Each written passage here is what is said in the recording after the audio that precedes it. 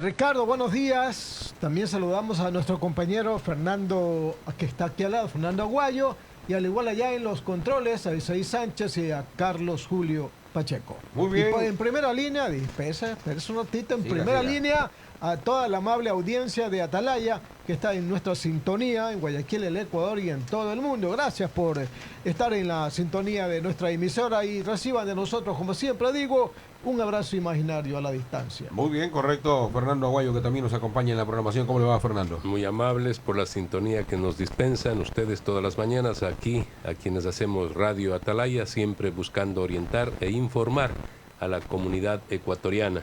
Así que un verdadero gusto continuar. Acabo de terminar el espacio en el que estoy.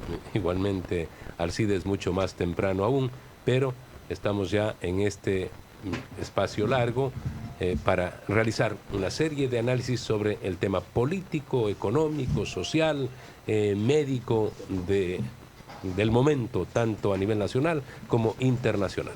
Muy bien, correcto. Nosotros estamos listos ya para darle la bienvenida al doctor Gustavo Larrea, que es nuestro primer invitado en esta programación, mi querido Alcides Montilla. Aquí le damos la bienvenida. Bienvenido, doctor Gustavo Larrea Cabrera, máximo dirigente de Democracia Sí.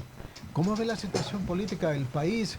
Estamos en una disyuntiva respecto a las reformas al Código de la Democracia. Se inscriben los candidatos personalmente, lo hacen los directores de los partidos. ¿Cuáles son las reformas al Código de la Democracia que usted acepta y cuáles son las que las cuestiona? Buenos días. A ver, yo creo que, buenos días, un gran gusto estar en Atalaya Así primero, es. desde luego. Creo que el Código de la Democracia y la reforma no estuvo a la altura de las exigencias de la ciudadanía e incluso de las propias fuerzas políticas que tuvimos 4 o 5 reuniones de trabajo para acordar un proyecto de ley que finalmente no fue aprobado por la Asamblea Nacional, pese a que tenía el apoyo de los partidos y salen,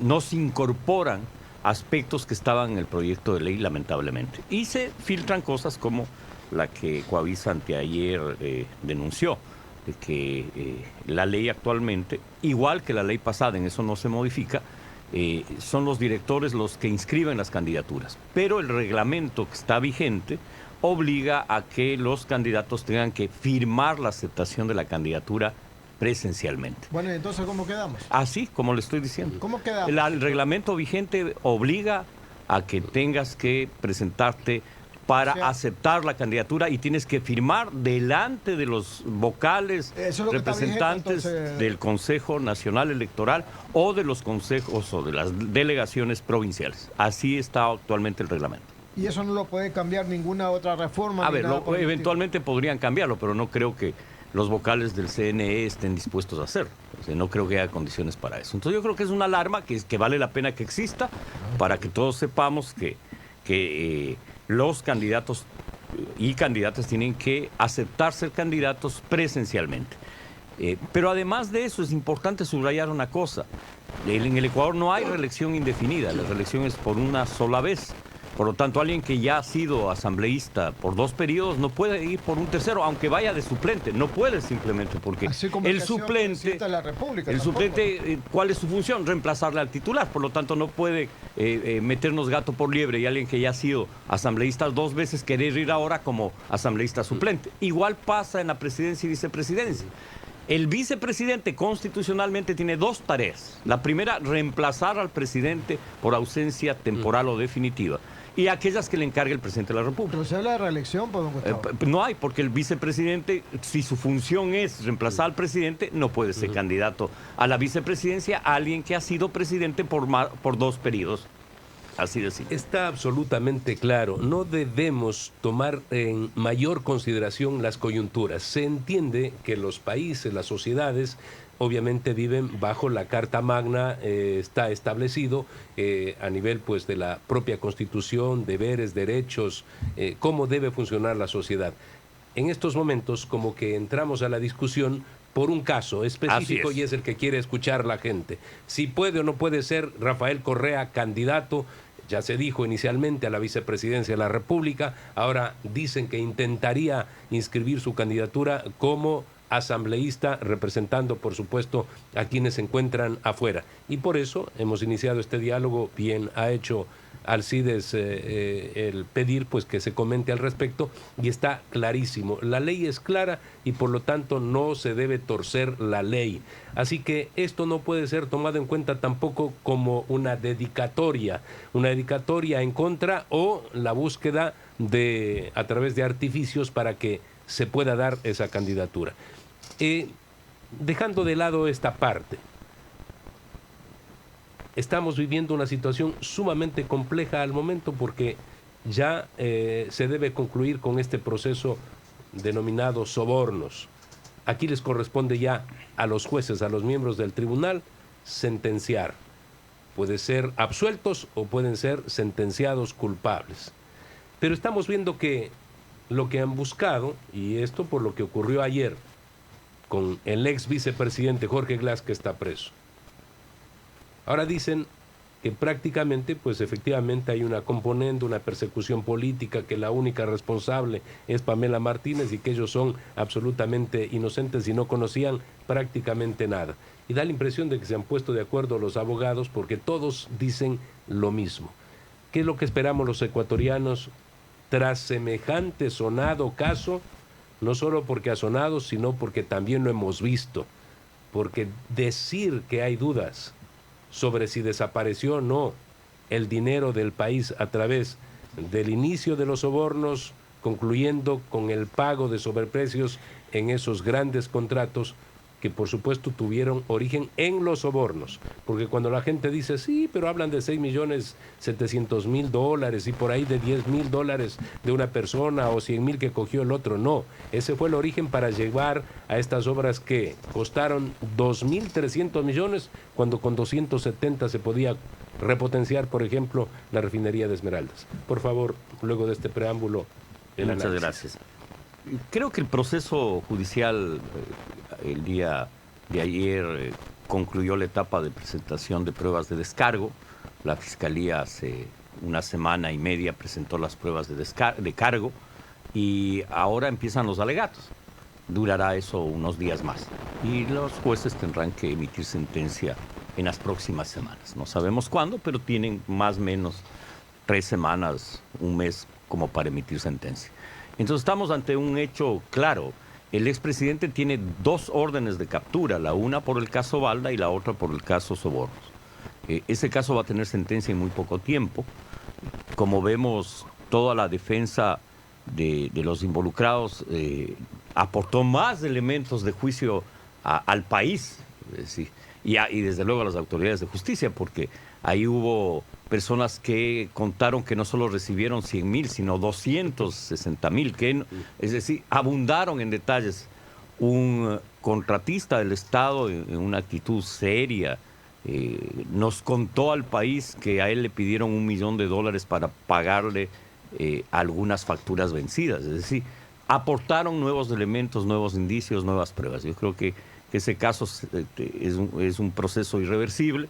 Tenemos un código integral penal, a mi juicio, un código punitivo, excesivo, pero ese es el código que elaboró el expresidente Correa y don Alexis Mera, que espero que me esté escuchando.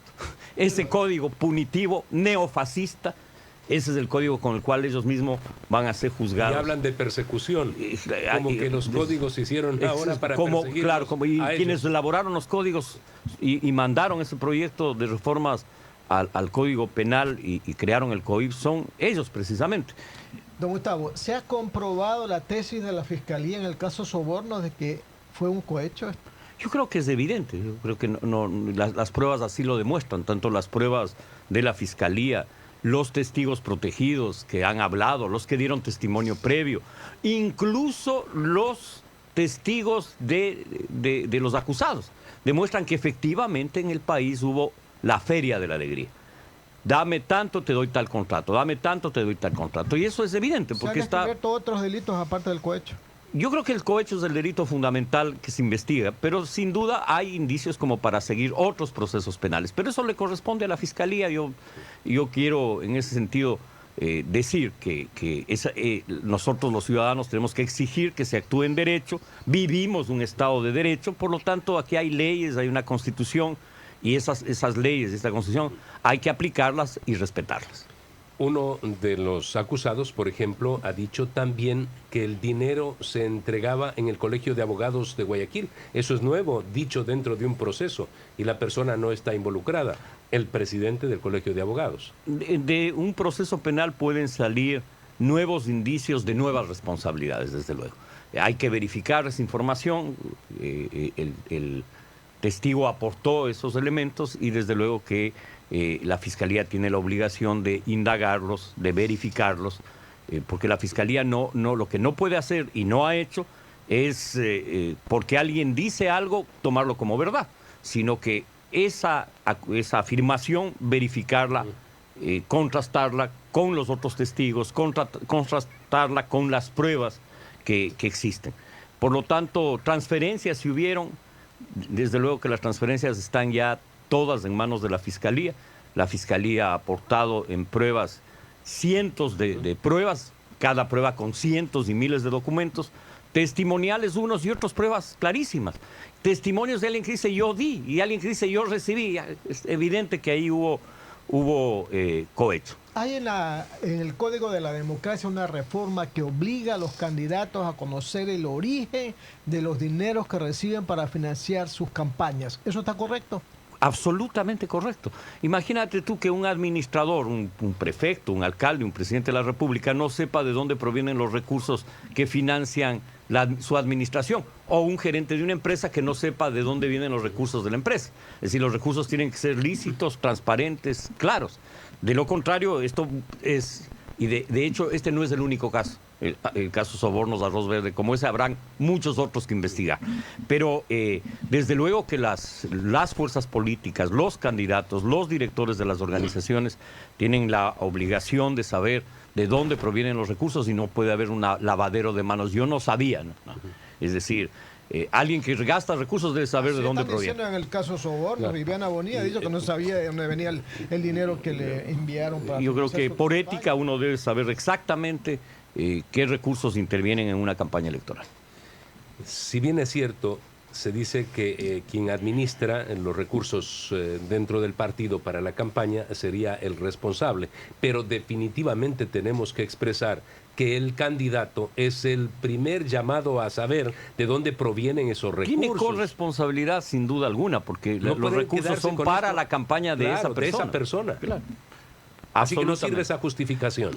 Amiga, es una justificación bien dicho, pero en términos éticos y en términos jurídicos no sirve esa explicación. Don Gustavo, entiendo que esta visita acá a Guayaquil, a los medios, etcétera, tiene el fin de empezar pues ya la campaña electoral, entiendo yo, porque estamos a 11 meses de la misma. Usted hablaba hace poco de unificar la centroizquierda. ¿Se mantiene en esa tesis con miras a buscar un candidato que enfrente a los demás candidatos presidenciales? Bueno, en la centroizquierda hay una fuerza política muy clara, que es Democracia Sí. El resultado electoral de las elecciones de marzo del año pasado expresan claramente, Democracia Sí obtiene un promedio entre las votaciones de alcaldes, prefectos y concejales de 1.400.000 votos. Es la segunda fuerza política del país y de lejos la primera de la tendencia de centro hacia la izquierda. Por lo tanto, Democracia Sí tiene una enorme responsabilidad de presentarle al país una alternativa para el 2021. ¿Y con quién ha dialogado o va a dialogar? Es decir, nosotros dentro de la centroizquierda vemos que hay fuerzas que, digamos, todavía no definen su posición. Y hay fuerzas de izquierda que ya han definido una posición. Me refiero concretamente a el Unidad Popular, Pachacuti, el Partido Socialista. Ellos correrán como izquierda con una candidatura y la centroizquierda aspiramos a tener un diálogo fecundo con las fuerzas afines. Ahí está Alianza País, por ejemplo. Bueno, yo creo que Alianza País, nosotros con Alianza País no tenemos una alianza. Yo creo que es importante que el país conozca, porque alguna gente cree que nosotros somos incluso parte del gobierno del que no somos parte, no hemos sido ni seremos. Y no tenemos alianza con Alianza País. Alianza País en las elecciones del año pasado corrió con sus propias listas en todo el país y nosotros con las nuestras. Por lo tanto, no tenemos, diría yo, este momento una relación de alianza con ellos. Entiendo que ellos correrán por su cuenta. No le veo fácil un único frente de la tendencia. Creo que la tendencia tiene 3 expresiones políticas básicamente: nosotros, AP y Izquierda Democrática. Igual Izquierda Democrática tiene también un proceso de definición interna que respetamos, ellos resolverán lo que ellos consideren necesario. Nosotros, como principal fuerza de la tendencia, lanzaremos candidato presidencial, vicepresidencial y a la Asamblea Nacional en las 24 provincias. ¿Podría ser usted? Eventualmente podría ser yo, ¿sí? Si es que tengo el respaldo del pueblo, seré candidato y seré presidente. Son diferentes los factores, los problemas que compila esta gran crisis que vive el Ecuador en el ámbito económico, en el ámbito social. Proviene desde hace mucho tiempo atrás. Obviamente los últimos 10 años se han encargado de que esto pues se profundice, y la realidad actual del presente gobierno, que al decir pues que le dejaron la mesa absolutamente vacía, más años difíciles en donde incluso el precio del petróleo en estos mismos días, que ha caído tanto y que perjudica, se dice, por cada dólar menos de precio del petróleo, según lo establecido en el presupuesto, son 88 millones de dólares que se pierde, ¿no? Entonces, se ha perdido alrededor de 10 dólares en estos últimos días con respecto a lo que está planteado en el presupuesto. En esas condiciones del Ecuador, daría la impresión de que las ideologías, el centro derecha, el centro izquierda y los extremos, nada tendrían que ver con la resolución de los problemas, que la resolución de los problemas per se tienen que encontrar las más inteligentes formas y la contribución general de quienes pueden aportar sin ideologías para reconstruir este país, que nos gusta decir es rico, y de hecho es un país naturalmente rico, pero que tiene una pobreza que nos demuestra cuando se presentan, por ejemplo, eventos como el actual, una catástrofe. Somos tan vulnerables como país que, reitero, requiere del concurso de los mejores, dejando de lado las ideologías. De lo contrario, el país solamente va a encontrar una prolongación de la angustia. Sí, yo comparto tu criterio. Yo creo que creer que los problemas se resuelven exclusivamente por una ideología o por una cosmovisión, una visión del mundo, es una limitación. Y es sectarismo y dogmatismo. Yo creo que el país requiere resolver varios problemas, unos de coyuntura y otros estructurales. Yo creo que hay 2 problemas estructurales que el Ecuador tiene que enfrentar. El uno es salir del subdesarrollo, el desarrollo económico, tarea pendiente como nación. Y el otro es superar la pobreza, erradicar la pobreza. Pero eso a largo plazo. Y esas dos tareas son caras de la misma moneda. Es a largo plazo, pero el país no puede seguir viviendo sobre una bomba atómica. El problema de la pobreza extrema requiere resoluciones inmediatas. No decretas la erradicación de la pobreza, es un proceso, no un suceso. Absolutamente de acuerdo. Pero hay que tener políticas claras de erradicación de la pobreza. Y te voy a poner un ejemplo clarísimo. Se hace la reforma agraria, se hacen 3 reformas agrarias: la de Alfaro, la reforma de la dictadura militar y la reforma del doctor Borja. 3 reformas agrarias. Se le entrega al campesino 50 hectáreas en propiedad. En la costa, parte en la sierra. Se coloniza la Amazonía y Santo Domingo de los Áchilas con la ley de colonización. Se entregan en total 800,000 unidades de producción agropecuaria. Eso, a los pocos años, tiene como resultado que nuestro país tenga cadenas de producción de cacao, de café, de banano, de arroz, y que tengamos solo en banano más de 100,000 productores. En cacao, como 30,000, en café, 20 y pico de mil productores. Es decir, la reforma funciona y cientos de miles de familias salen de la pobreza. Pero esa reforma no llega a los Andes, no llega a la población indígena. A la población indígena no se le entrega la tierra en propiedad, sino en usufructo. Y se le entrega a los páramos, para que usufructe de ellos. Entonces, eso es mantener y perpetuar la pobreza ahí. Y eso hay que resolverlo, y hay que tomar el toro por los cuernos y resolver el problema de pobreza extrema. Esa población requiere, además de tener tierra, crédito, agua para poder regar, necesita además vialidad, necesita educación, necesita salud. y no es posible que las escuelas se hayan cerrado en los recintos campesinos. Pero por lo yo le tanto, agrego más. el problema de pobreza extrema es un problema que hay que enfrentar. Y el otro problema, el de desarrollo, y con eso concluyo esta primera parte. El tema del desarrollo. Y esto implica grandes acuerdos nacionales para los dos temas, porque vas a requerir reformas legales, vas a requerir una reforma de la ley de educación pública, una reforma de la ley de salud y reformas en materia de política económica que nos lleven al desarrollo. Y ahí viene el tema coyuntural. Estamos pagando ahora la farra de los 10 años de despilfarro y corrupción, donde se le mintió al país. En el país se le dijo que aquí había buenas condiciones económicas porque la economía crecía. Y es verdad que la economía crecía, pero es crecimiento sin desarrollo. El crecimiento basado en la obra pública te permite crecer mientras haya la obra. Termina la obra y el crecimiento se frena. El único crecimiento sostenible es el crecimiento productivo. Es haber apoyado a esas 850,000 unidades de producción agropecuaria, a los 100,000 pescadores. Era haber apoyado al más de 1 millón de micro, pequeñas, medianas y grandes empresas urbanas. Ahí está el desarrollo. Yo creo que hay que construir una autopista para el desarrollo económico y para eso se requiere grandes acuerdos nacionales. Sea quien sea el que finalmente los ecuatorianos decidamos dirigirá los destinos del país los próximos 4 años. Don Gustavo, pero la seguridad y el empleo son vitales en este momento. El candidato presidencial que no enfrente este problema no va a ganar las elecciones. Absolutamente seguridad de acuerdo. Y empleo. Pero no es solo Gustavo. seguridad y empleo, porque el problema de inseguridad y de empleo tiene que ver con la pobreza extrema. Si tú no tienes una política que permita pasar de la producción agropecuaria a la producción agroindustrial y no tienes estímulos para la agroindustria, entonces no vas a generar empleo. Pero si tienes estímulos para la agroindustria, vas a generar empleo. Y te pongo un ejemplo bien concreto. La actual ley de fomento a la producción de cacao privilegia a quien siembra cacao, no al que industrializa cacao.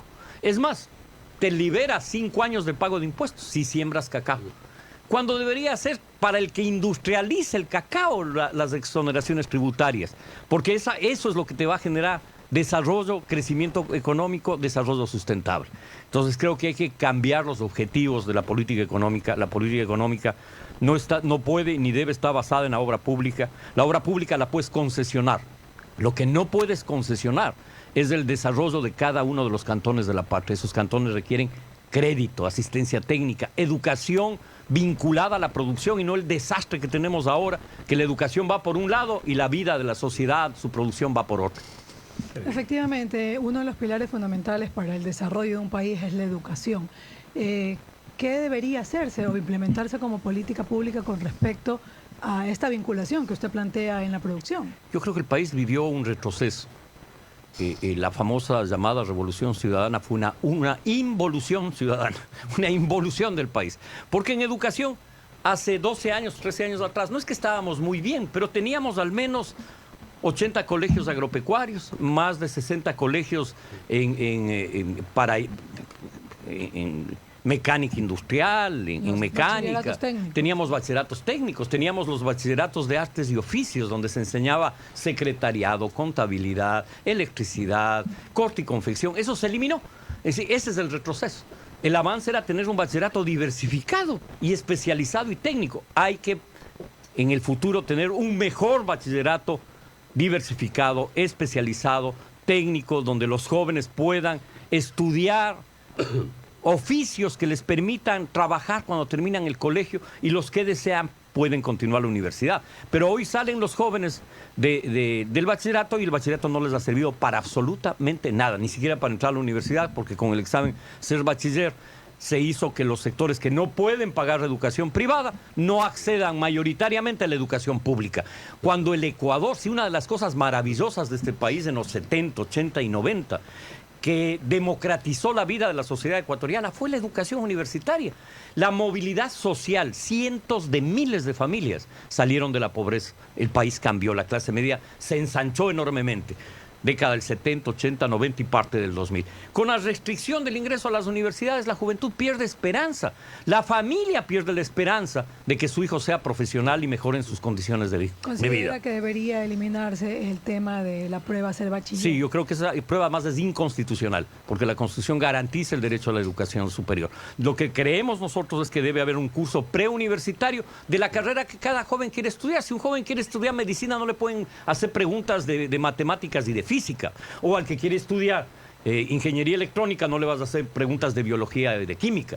Es decir, debe el joven tener acceso a la facultad de que él quiere estudiar. Un curso de nivelación que puede ser de 3, 4 meses y un examen previo al ingreso para que los que ingresen realmente tengan vocación y ganas de estudiar esa carrera. Pero para eso hay que abrir las universidades. Y claro, el pretexto anterior fue: ya no podemos seguir inflando el presupuesto para las universidades. Y probablemente sea cierto, pero ¿por qué las universidades públicas no pueden tener carreras semipresenciales, a distancia o virtuales, cuando la mayoría de universidades, no la mayoría, yo creo que todas las universidades privadas tienen carreras en esa modalidad? Y la única universidad pública que tiene carreras a distancia es la Escuela Politécnica del Ejército. Es decir, podemos abrir, duplicar el número de cupos para que nuestros jóvenes vuelvan a tener esperanza en su futuro y sus familias. Le demos esperanza de futuro. Pero la educación desvinculada a la producción es una bobería. La educación debe estar adecuada a la producción de cada uno de los cantones. Si tienes un cantón que es frutícola, tienes que tener bachillerato en agricultura para fruta, para cacao, para café, para la pesca. Es decir, no puede ser que aquí se produzca sin que la educación cumpla ningún rol. Ni siquiera la educación universitaria, para decir la verdad. La educación universitaria igual vive de espaldas a la realidad productiva de la nación. Una reforma educativa completa. Integral. Tiene que haber una reforma integral. Imagínate tú, nosotros a nivel de niñez y juventud habíamos logrado estar cerca de erradicar el analfabetismo.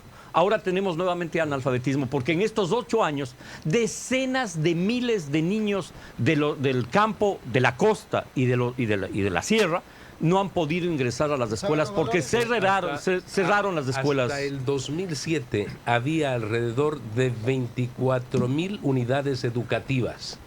El gobierno de Rafael Correa se encargó de eliminar alrededor de 8.000 unidades educativas. Y ya vemos todo lo que sucedió con su famosa inversión de los colegios, estos del Milenio y demás. El efecto de las escuelas del Milenio con aquello fue dejarle al campesino sin opción de que su hijo vaya a estudiar. Nosotros tenemos a nuestros niños campesinos sin educación. Tenemos niños que están entre 6 y 14 años de edad que no aprendieron a leer y escribir. Tenemos que recorrer el tiempo perdido y hacerlo con urgencia. Muy bien, le agradecemos a don Gustavo Larrea Cabrera, máximo directivo de Democracia Sí, por visitarnos y dialogar. Como resumen, va a ser candidato a la presidencia de la República, porque la gente lo que espera es que digamos quiénes son los candidatos. Pero una pregunta, ¿usted va a ir en alianza con algún otro partido fuerte como Alianza País, por ejemplo? Porque ellos han dicho que no han sacado. Pero reiterémoslo, por favor. Nosotros, como principal fuerza de la tendencia de centroizquierda, lanzaremos candidatos como Democracia Sí. Muy bien, gracias al doctor Gustavo Larrea, muy amable por acompañarnos esta mañana, doctor, acá en la programación Punto de Vista a través de Atalaya. Muchísimas gracias, un buen día. Vamos a la pausa comercial, retornamos de inmediato con más aquí en Punto de Vista. Vamos a la pausa. Atalaya, un nombre que hace historia en su dial. El siguiente es un espacio publicitario apto para todo público.